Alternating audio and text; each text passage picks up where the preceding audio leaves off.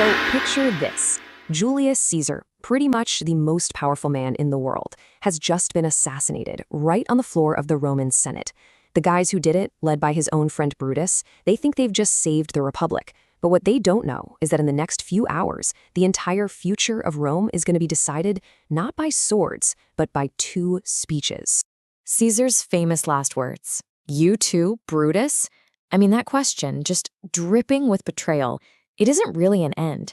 No, it's the explosive start to a battle for the very soul of Rome.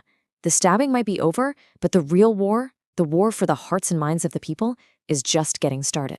So you have to be wondering, how did it all go so wrong so fast? I mean, the conspirators, they had all the power. They'd just taken out a guy they saw as a tyrant. But they made one huge critical mistake, and it allowed their whole plan to just completely unravel. Let's break down how two master persuaders turned what looked like a political victory into a bloody civil war. First up is Brutus. Now, this is a guy everybody respects. He's seen as super honorable, and he has the impossible job of explaining to a confused, probably pretty angry crowd why he just murdered his best friend. His entire strategy, it all comes down to one thing: logic. Brutus lays out his case with this, deliberate simplicity. He speaks in plain, direct prose, not some flowery poetry. He's trying to appeal to the Roman sense of duty, their honor. The message is crystal clear. Hey, this wasn't murder. This was a selfless act for the good of Rome. A painful, yeah, but totally necessary sacrifice to stop a dictator. And here's the crazy part. It actually works. The crowd is totally on his side. They're ready to build statues for him. They're yelling to make him the new Caesar, which, of course, is the one thing he was trying to prevent. It's a brilliant way to show just how fickle a mob can be, and man, it really sets the stage for a massive dramatic reversal. So Brutus, feeling pretty good about himself, makes a fatal mistake. He lets Caesar's loyal friend, Mark Antony, speak at the funeral. He makes Antony promise, hey, don't you blame us. But what Brutus doesn't get is that Antony is way, way more clever and dangerous than he looks. Antony isn't there to reason with anyone. He's there to light a fire. Antony's speech is just a total masterclass in manipulation. You can really break it down into 4 steps. First, he aligns with everybody, making it seem like he agrees with Brutus. Then he starts to question, just planting these little seeds of doubt. Like, if Caesar was so ambitious, why did he refuse the crown 3 times? Why did his victories make Rome rich, not just himself? Third step, he emotionalizes the whole thing. He shows them Caesar's bloody body, making the murder feel personal and awful. And then, the knockout blow. He brings out the will.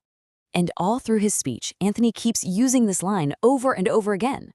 But Brutus says he was ambitious, and Brutus is an honorable man. At first, it sounds like he means it. But every time he repeats it, he loads it with more and more sarcasm and irony, until the word honorable goes from a compliment to a nasty accusation. He never technically breaks his promise to Brutus, but he just brilliantly turns the whole crowd against him. And right here, this is the crucial difference. Brutus appeals to their heads, with these cold, abstract ideas about the Republic, but Antony, he goes straight for their hearts and their wallets. Brutus's whole message was, I love Rome. Antony's message was so much more powerful. It was that Caesar loved them, the regular people. And this was his proof. The will wasn't just a piece of paper, it was a weapon. By leaving his personal property, his money, to every single citizen, Caesar basically proved from beyond the grave that he wasn't a tyrant. He was their guy. And Antony just masterfully uses this to paint the conspirators not as heroes, but as these evil murderers who killed the one powerful man who actually cared about them. So at this point, reason has completely left the building. Antony has turned a crowd of grieving citizens into an angry, vengeful mob, and he knows exactly what he's done. As he watches this chaos just erupt, Antony says this chilling line that reveals everything about his true goal. Mischief thou art afoot, take thou what course thou wilt. He was never about justice or truth. His goal was just to unleash pure anarchy. He wound up the clock, and now he's just going to sit back and watch it tick. The result is immediate, and it's brutal. The mob just goes on a rampage, burning, killing, looking for anyone to blame. The conspirators, who just a few hours ago were being hailed as heroes, are now hunted men. They're forced to flee the very city they said they were trying to save. The Republic is toast. and a bloody civil war is on. So what can we take away from this incredible, pivotal moment? Well, Shakespeare is really showing us a few timeless truths about power and, just human nature. First off, we see the immense power of rhetoric. I mean, Antony's words end up being way more effective weapons than any sword. Second, this whole scene just screams about how unstable a mob can be. The crowd isn't swayed by facts, they're swayed by feeling, turning on a dime from cheering for Brutus to calling for his head. And finally, it's this tragic lesson in how even the most noble intentions can be totally destroyed by clever manipulation. Brutus's idealism just stood no chance against Antony's cunning. And this leaves us with the central question of the whole play, really.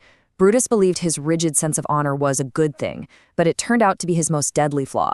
He acted to save Rome, but by doing so, he plunged it into chaos and ended up destroying the very republic he loved. So, what do you think? Was he a hero, the noblest Roman of them all? Or was he just a naive idealist who got completely outplayed?